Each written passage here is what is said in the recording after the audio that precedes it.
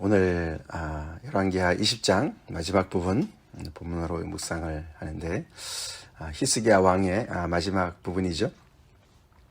우리가 18장부터 시작된 히스기야 왕의 이야기 이렇게 묵상하면서 정말 그를 중심으로 해서 전후로 그보다도 더 그렇게 여호와를 의지한 왕이 없을 정도로 그렇게 하나님 앞에서 참 귀한 그런 믿음의 정말 삶을 산 히스기야, 그의 마지막은 어떻게 참 마무리가 될까 궁금했는데 어저께 이제 보니까 그 정말 죽을 병에 들렸던 그 히스기야, 그때에도 기도하고 또 하나님 앞에 나아감으로 하나님께서 이렇게 또 고쳐주시고 15년간 그의 또 인생을 또 연장시켜 주신 그런 참 은혜를 입었던 그 히스기야.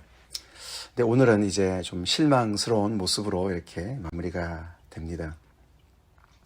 참 완벽한 사람은 없는 것 같아요, 그렇죠? 정말 다윗과 비교해서도 정말 이렇게 어떤 면에서는 더 나았던 그런 히스기야가 참 왜 이런 생각을 하고 이런 행동을 했을까 이제 좀 의아해요, 그렇죠? 그가 보여줬던 그런 정말 또 좀 실망스러운 행동이 몇 가지가 있는데 왜 이렇게 했을까 좀 참 궁금한데, 그것은 다름 아닌 오늘 그가 아팠을 때에 이렇게 그 외국에서 사신이 왔어요. 근데 그 사신이 바벨론 사람들이었습니다. 지금까지는 바벨론 이야기가 없었죠. 근데 갑자기 이 히스기야 때 바벨론이라는 그 존재가 이렇게 딱 부상을 합니다. 결국 이제 뭐 곧 얼마 안 돼서 그치 한 7, 80년 후에 이 바벨론에 의해서 망하지 않습니까? 이 나라가 남유다가. 근데 그들이 이렇게 등장을 했습니다. 굉장히 좋은 선의의 정말 그런 의도를 가지고 그 당시에 브로닥 발라단이 그쵸? 그 바벨론의 왕으로서 이웃 나라 사실 멀지요. 남유다의 그 히스기야 왕한테 그가 아프다는 그런 이야기를 듣고는 편지와 예물을 드렸다. 그걸 들고 온 사람들한테 무슨 이유인지 모르지만 자기가 가지고 있는 모든 걸 다 보여줬어요, 그렇죠? 그것은 이제 자기의 보물도 보여줬지만 또 자기의 그런 무기, 군기고에 있는 창고들까지, 그러니까 자기의 경제력과 군사력을 다 보여줬습니다. 고마워서 그랬겠죠. 고마워서도 그랬을 것 같고 또 자랑스러워서 그렇죠. 자랑하는 것도 있었던 것 같고 또 이렇게 편지와 예물을 가져왔는데 그 편지 속에 무슨 내용이 있는지는 정확하게 나와 있지 않으니까, 그러나 뭐 그게 나라 간의 편지니까 외교 문서인데 아마도 다부분이 이제 동맹의 어떤 그런 문제가 있지 않았겠습니까? 그렇죠? 우리 같이 동맹하자. 그 당시는 아수르가 여전히 그 일대를 호령하던 그런 시대니까 이 바벨론이 이제 아직 좀 이때까지만 해도 그렇게 세력을 다시 규합하지 못하거든요. 아까 말씀드린 대로 이 히스기야부터 한 7, 80년 후에 이제 느부갓네살이 이제 힘을 완전히 그 아버지부터 시작해서 광성하게 이제 다시 회복하면서 이 아수르도 무찌르지 않습니까? 그러면서 그때 이제 그 일대를 호령하는 그런 다음에 제국으로 이제 서는데 아직은 그렇지 않으니까 이 남유다한테 어떻게 보면은 동맹하자 이런 편지였겠죠. 이제 그런 여러 가지를 통해서 우리가 얼마나 참 잘 살고 또 우리 나름대로 힘이 있고 그런 걸 또 과시하면서 동맹을 맺는 데 있어서 어떤 우위를 점하려고 하는 이런 의도가 있었던 뜻인지, 하여튼 그런데도 그렇다 할지라도 그렇죠. 그렇게 외국에서 온 사신 처음 보는 사람들한테 정말 보여줄 거 안 보여줄 거 다 보여준 것이죠. 근데 그게 뭐 그렇게 잘못됐나 우리가 참 생각이 들지만 선지자 이사야가 등장을 하면서 그 사람들이 어디서 왔습니까? 무슨 말을 했습니까? 그렇게 질문을 했고 그 다음에 무엇을 보여줬습니까? 그렇죠? 그 사람들이 바벨론에서 왔습니다. 그리고 내가 안 보여준 것이 없습니다. 이렇게 히스기야가 있는 대로 또 대답을 합니다.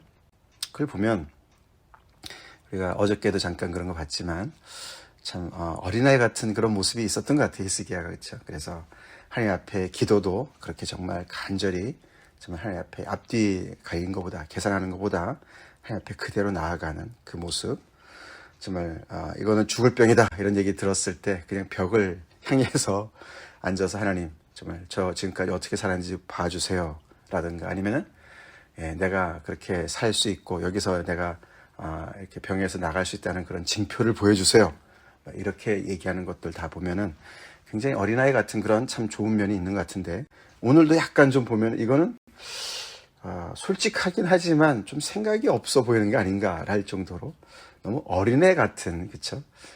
좀 나쁜 뜻에서, 그쵸? 조금 너무 순진하고 어떤 면에서 좀 어리석은 것 같은 이제 그런 모습이 아니었나 보입니다. 그래서 이렇게 선지자가 물어보는데 뭐 선지자가 무슨 추궁하듯이 물어본 건 아니겠죠? 근데 있는 그대로를 얘기했는데 그 얘기 끝에 너무나 무서운 얘기를 듣습니다. 16절부터 19절에 하나님의 말씀을 들으십시오. 그러면서 히스기야한테 이사야가 한 말이 뭡니까? 날이 이를 것이다. 날이 이를 것이다. 그날은 다른 날이 아니라 왕궁의 모든 당신의 보물들이, 그리고 더 나아가서는 당신의 몸에서 나는 아들들이 그 나라로 바벨론으로 끌려가는 그런 날이 이를 것이다. 그래서 당신의 아들이니까 왕족들 아닙니까? 그죠? 왕자들인데 그들이 바벨론 왕궁의 환관이 될 것이다. 왕자들이 환관이 된다. 왕이 될 사람들이 환관, 다른 나라의 환관이 된다는 얘기는 엄청난 수치와 굴욕을 얘기하는 것입니다. 그렇죠? 그것이 문자적으로 정말 그렇게 환관이 된다는 뜻도 되겠지만 한 나라에 가서 그냥 그렇게 시종을 드는 그런 존재로 이렇게 정말 전락할 것이다. 그렇게 얘기를 하면서, 사실 이 이야기는 이제 아까 말씀드렸는데 먼 미래의 이야기지만 너무나 정말 무서운 얘기 아닙니까? 그렇죠? 사실 어저께 본문에서 하나님께서 그 15년을 더해준다고 말씀하시면서 우리 잠깐 그 앞에 6절을 보시면 이런 말씀하셨어요. 그렇죠? 내가 너와 이 성을 아수르 왕의 손에서 구원할 것이다. 그것은 내가 나를 위하고 또 내 종 다윗을 위하고 그래서 이 성을 보호할 것이다. 이렇게 말씀하셨어요. 그렇죠? 그래서 예루살렘 성을, 즉 이 남유다를 하나님께서 아수르로부터 지켜주시겠다 하셨는데 그의 그 히스기야의 개인의 그런 생명도 15년 연장해 주시지만 이 북이스라엘처럼 아수르한테 망하지 않게 내가 지켜줄 것이다. 내 자신을 위해서 하나님께서 하나님의 명성을 위해서, 그리고 그 종과의 언약, 다윗과의 언약을 위해서 그렇게 하실 것이다 했는데, 오늘 본문을 보니까 그 약속이 영원하진 않는 것을 알 수 있어요. 그렇죠? 이렇게 바벨론으로 끌려가고 모든 보물도 다 빼앗기고 그의 자녀들도, 왕족의 자녀들도 끌려가서 환관이 될 것이다. 망한다는 얘기죠. 그렇죠? 나라가 망할 것이다. 하나님의 보호가 영원하면 좋겠지만 이 남유다가 계속해서 또 하나님 앞에 지금까지 쌓아온 그런 또 죄악들이 있고, 지금의 그 히스기야는 이렇지만 또 이제 바로 뒤에 나오는 그의 아들 오늘 므낫세가 등장하지 않습니까? 그의 아들 므낫세가 대신해서 왕이 되는데, 내일부터 보겠지만 이제 이 히스기야는 정말 A 플러스의 인생을 살았다면 하나님 앞에서 이 므낫세는 완전히 반대되는 인물 아닙니까?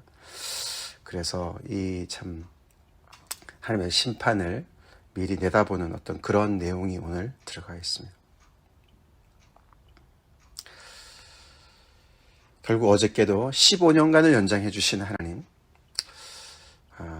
15년이 지금 곧 죽을지도 모르는 상황에서 15년은 굉장한 그런 하나님의 축복이죠. 그래도 15년이에요. 그렇죠? 한계가 정해져 있습니다. 그렇죠? 정해져 있어요. 오늘 말씀도 보니까 이거는 어떤 개인의 이야기가 아니죠. 그렇죠? 한 나라의 운명을 얘기하십니다. 그렇죠? 남유다의 앞날을 얘기하시는 거죠. 그 앞날도 정해져 있어요. 날이 이를 것이다.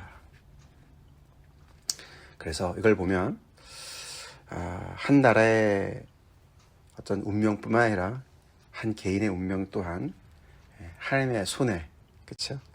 그것을 이렇게 좌지우지하는 것은 내가 아니고 하나님이신 것을 우리 다시 한번 기억해야 될 줄로 믿습니다. 너무나 지당한 이야기지만 그러나 우리가 평소에 하나님을 그렇게 하나님의 주권을 인정하면서 그 하나님의 손 아래서 겸손하기가 쉽지 않죠. 내가 다 뭔가 통제하는 것 같죠. 그러나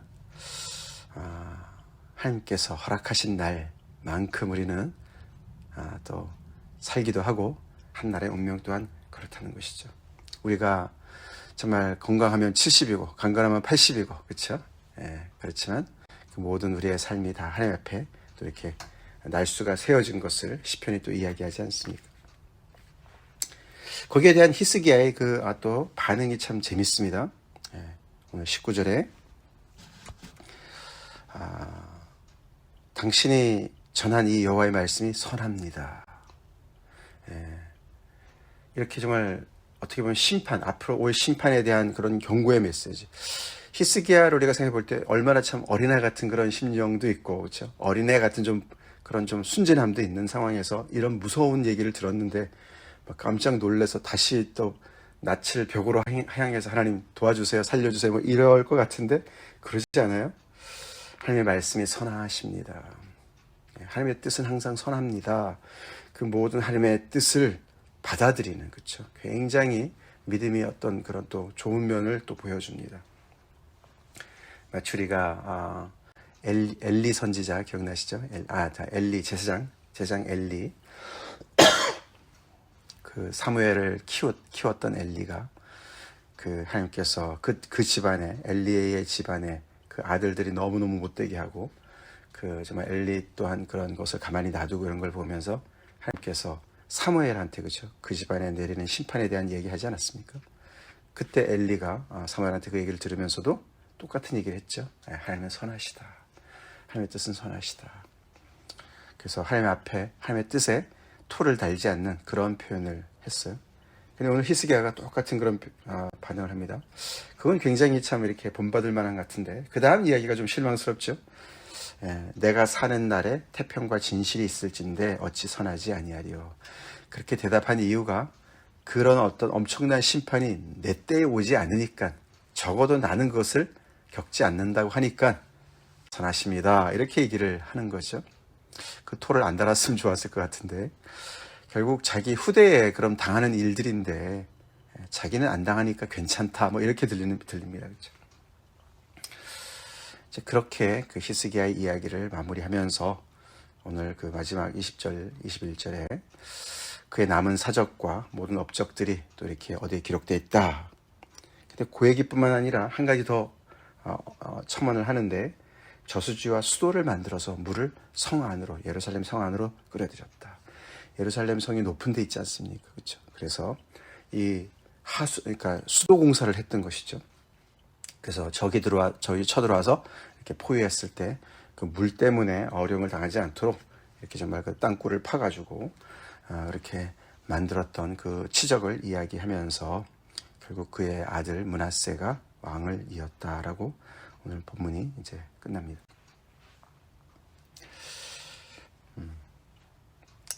조금 실망스럽죠? 네.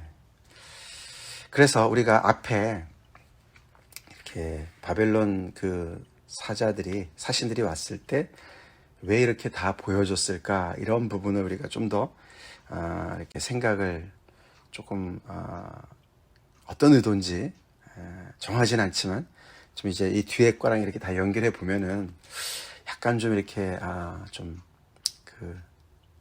과시하는 어떤 그런 것도 좀 있지 않았을까 그런 생각이 듭니다. 그렇죠? 어떻게 보면 굉장히 자기중심적인 부분도 있지 않았습니까? 그렇죠? 내 때에 그런 것이 안 오니까 괜찮다라는 그런 이야기. 믿음이 굉장히 좋은데, 그렇죠? 살아계신 하나님을 의지하고 어려웠을 때 기도하고 정말 그것이 나라의 어떤 위험이든지 자기의 어떤 문제든지 굉장히 기도하는 사람인데 좀 생각은 좀 더 신중하게 좀 더 이렇게 깊게 이렇게 했어야 되는 것이 아닌가. 물론 다 지나간 이야기지만 이제 그런 어떤 좀 약점이 있었던 것을 보죠. 그러니까 자기 중심적인 우리가 신앙이 좋다고 그래서 자기 중심성이 없는 건 아닙니다. 그렇죠? 신앙이 좋다고 해서 약간 좀 이렇게 자랑하고 과시하고 이런 게 없는 것이 아닙니다. 그렇죠? 근데 특별히 이제 이렇게 과시하는 면에 있어서 그 부분에서 사실 이제 굉장한 어떤 그런 허점을 보여준 것이 되는 것이고, 이사야가 결국 얘기하는 것은 그것이죠. 그렇죠? 결국 당신이 이렇게 많은 것을 다 보여줬는데 그것이 정말 도를 넘어서서, 친절의 어떤 그 도를 넘어서서 고마우니까 하는 것에 어떤 그 어떤 선이 있어야 될 것 같은데, 그 도가 넘는 어떤 그런 것을 보여주는 것은 이들을 의지하는 어떤 그런 부분도 분명히 있는 거 아니겠습니까? 그렇죠? 지금까지 하나님만을 의지했던 사람이라면 정말 의지하는 하나님 앞에, 그렇죠? 우리가 관계가 그런 게 아닙니까? 그렇죠? 서로가 친구 사이에 우리가 뭐 숨길 게 있냐 이런 말 합니다. 그렇죠? 아니면 부부 사이도 마찬가지고, 정말 우리가 서로가 신뢰하고 의지한다면은 우리가 서로 비밀이 없어야 된다 이런 말 합니다. 그런데 이 히스기야는 마치 이 처음 보는 이 바벨론 이 사자들을 그런 어떤 수준에까지 이렇게 보여준 것이 아닙니까? 그렇죠? 다 자기에 있는 것들, 속을 다 그냥 뒤집어서 다 보여준 것과 같은 그런 정말 철없는 행동이 되는 것이죠. 근데 그것이 나중에 다 이제 당하는 약점으로 이제 이렇게 되는 거예요.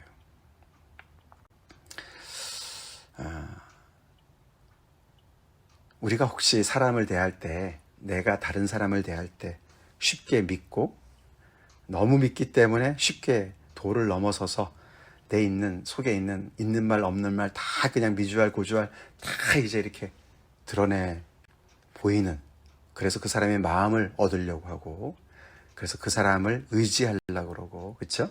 나는 내 편이야, 너 편이야, 너도 내 편이 되어줘. 이제 어떤 그러니까 지나치게 어떤 사람을 의지하려고 하는 어떤 그런 부분들, 그런 부분들을 우리가 좀 생각을 해봐야 돼요. 주로 우리가 마음이 허할 때, 그렇죠? 마음이 허할 때, 다른 사람에게 인정을 받고자 할 때 우리는 그런 일을 하기가 쉽지 않습니까? 조심해야 될 부분입니다. 조심해야 될 부분이에요. 우리 하나님의 성전의 구조를 가만히 우리가 생각해 봅시다. 하나님의 성전의 구조가 바깥에서 이렇게 볼 때 너무나 정말 그 출입문이 있고, 그렇죠? 이 예루살렘 성전의 그 구조가 처음에는 이방인들 들어갈 수 있는 뜰이 있고, 그 다음에 유대인들 중에서도 여인이 들어갈 수 있는, 거기 또 뜰이 있고, 그 다음에는 남자들이 들어갈 수 있는 뜰이 있고, 그 다음에 제사장들만 들어갈 수 있는 또 이제 공간이 있습니다. 그렇죠? 그 다음에는 어떻게 해요? 아무도 들어갈 수 없고, 대제사장만 들어갈 수 있는 곳이 있습니다. 지성소가 있어요. 그렇죠? 이렇게 하나님께서 계시는 어떤 그 공간도 가만히 보면 그것이 마치 우리의 어떤 그 심령의 모습이라고 볼 수가 있습니다. 우리의 그 지성소, 이 히스기야가 사실 어떻게 보면 이 외국 사람들, 이방 사람들한테 봤을 때 이 지금 보여준 이것은 어떻게 보면 그의 지성소와 같은 곳이었어요. 그렇죠? 그가 잘 보호해야 되는, 아무도 들어가지 않도록 해야 되는, 그것은 하나님에게만 드리는 그의 마음이 어떤 그 공간이 있었어야 되는 것이었죠. 마찬가지로 우리 또한 그런 줄로 믿습니다. 우리 또한 하나님만이 아시는, 하나님과 나만의 비밀, 그렇다고 뭐 부부간의 비밀을 유지하라 이런 말을 하는 것이 아닙니다. 그 한 인격체가 가지고 있는 정말 그 사람의 고귀함, 하나님 앞에서 어떤 그런 그 공간, 그 사람만의 공간, 그런 공간이 꼭 필요합니다. 그래서 서로를 그것을 지켜줘야 돼요. 선을 넘어가서는 안 돼요. 근데 어떻게 이 히스기야는 왜 이제 그런 병에 들었다가 이제 중병에 들었다가 나아서 너무 신나서 뭐 그런 것도 있었을 것 같고, 하여튼 여러 가지가 복합적인데, 우리 늘 그렇게 진중한 면을 잃지 맙시다. 우리가 진중해야 돼요. 그리고 그런 하나님과의 나만의 어떤 그런 믿음의 비밀을 가진 자로 우리가 서야 됩니다. 그렇죠? 내 속에 있는 걸 다 까발리면은, 그렇죠? 우리가 옛날에 뭐 셀 미니스트리 할 때 말이에요. 셀 모임하고 이럴 때 뭐 다 그냥 뭐 미주알 고주알 다 얘기해야만 관계성이 좋고 말이죠. 그거는 맞지 않습니다. 맞지 않아요. 그 사람의 어떤 그 공간들을 우리가 잘 지켜주고, 이런 정말 부부조차도 그런 걸 우리가 배우지 않습니까? 그런 것들을 서로가 지키지 않았을 때, 지성소를 다 열어 제꼈을 때, 그 사람은 어떻게 해요? 여기 바벨론이 그렇죠. 볼 거 다 본 거예요. 그래서 우습게 생각합니다. 히스기야를 우습게 생각하고 그 나라를 우습게 생각하고 나중에 쳐들어와요. 조금 이제 다른 이야기지만. 그래서 오늘 이 이야기를 보면 하나님을 신뢰했던 히스기야의 모습이 약간 좀 이렇게 경박해 보이는 어떤 그런 모습으로 비춰집니다. 그러니까 어린아이 같은 믿음이 참 좋은데 어린애 같은 굉장히 차일드시한, 그렇죠? 그런 모습으로 막 이렇게 그냥 속도 없이 막 이렇게 그런 모습으로 비춰주는 그런, 우리가 믿음 있는 사람들이 그렇게 가벼워서는 안 될 줄로 믿습니다.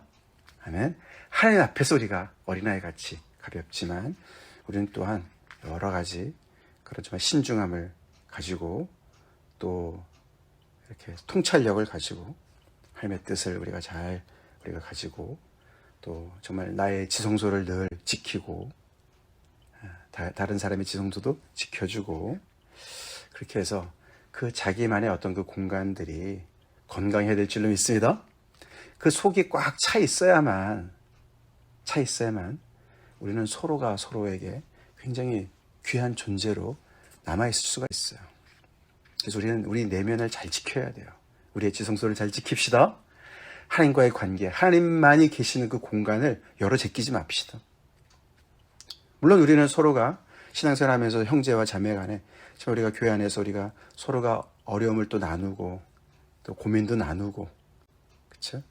그런 부분에서 우리가 이렇게 이 히스기야의 실수를 우리가 다시 이렇게 전철을 밟아서는 안 됩니다.